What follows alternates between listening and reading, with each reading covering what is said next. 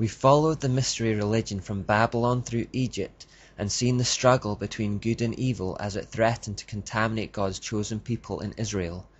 We've seen how God kept showing the Israelites that he was their God and to stay with him, and how he even went as far as to defeat Baal in a direct confrontation to prove his point in front of the whole nation. The Jews, however, just couldn't seem to stay on course for very long, and they kept sliding away into paganism. Satan had had enough of Plan A tactics by this point, and he instead switched to Plan B. Babylon invaded the nation of Israel, laid siege to Jerusalem, sacked the city, and destroyed the temple. God let this happen as a means of disciplining his people, and had even forewarned the Jews that it would happen through the prophet Jeremiah. Even when Satan appears to be winning, God is always in control. This period of Babylonian history is known as the Neo-Babylonian period, and it was the one that largely belonged to King Nebuchadnezzar II. Around 610 BC, Nebuchadnezzar was a ranking staff officer within the Babylonian army who oversaw the restoration of the Temple of Marduk, king of gods, in the Babylonian pantheon. He then rose to power around 604 BC and set about expanding the empire by conquest. He embarked on a number of campaigns to subdue and conquer surrounding nations, and it was in 590 BC that he attacked Jerusalem. From this victory, he took around 10,000 captives back with him to Babylon, but these were only those that were considered useful. He took the young men, the princes, the best soldiers, the craftsmen, and the smiths. The rest were left behind.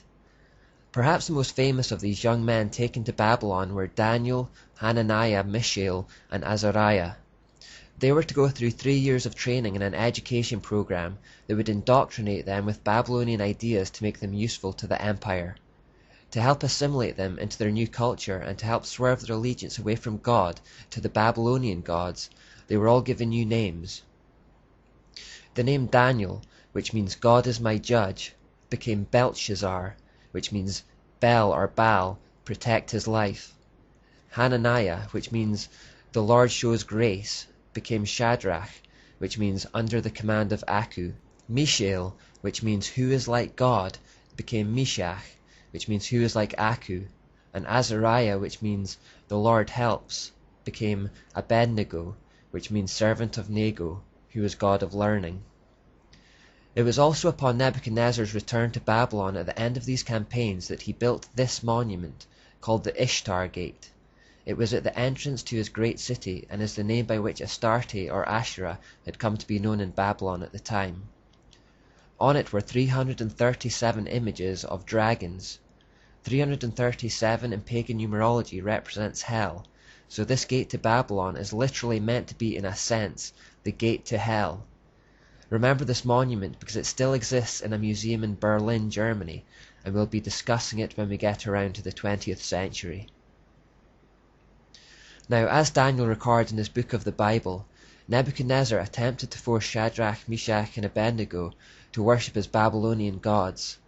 The 3 young men at this point give one of the most stirring speeches in the Bible, and one which conveys the exact same attitude of defiance that we need to foster today. Nebuchadnezzar said to them, "Is it true, Shadrach, Meshach, and Abednego, that you do not serve my gods or worship the image of gold I have set up? Now when you hear the sound of the horn, flute, zither, lyre, harp, pipe, and all kinds of music, if you are ready to fall down and worship the image I made, very good. But if you do not worship it, you will be thrown immediately into a blazing furnace. Then what God will be able to rescue you from my hand?" Shadrach, Meshach, and Abednego replied to him, "King Nebuchadnezzar, we do not need to defend ourselves before you in this matter. If we are thrown into the blazing furnace, the God we serve is able to deliver us from it, and he will deliver us from your majesty's hand. But even if he does not, we want you to know, your majesty, that we will not serve your gods or worship the image of gold you have set up." When they refused, they were thrown into the fiery furnace. Again we see the recurring theme of fire as the preferred form of sacrifice to Baal, because he was the sun god. However, while in the furnace, they are met by someone who is generally accepted to be a pre-incarnate Jesus, and they come out unharmed. Therefore, once again, God shows his power over satanic idols, and this had the ironic effect of making a believer out of Nebuchadnezzar. Whoever would have thought that there would be a day when a Babylonian king would worship God? The key event for us, however, as we continue our journey through this time, is Nebuchadnezzar's prophetic dream and Daniel's interpretation of it in chapter 2.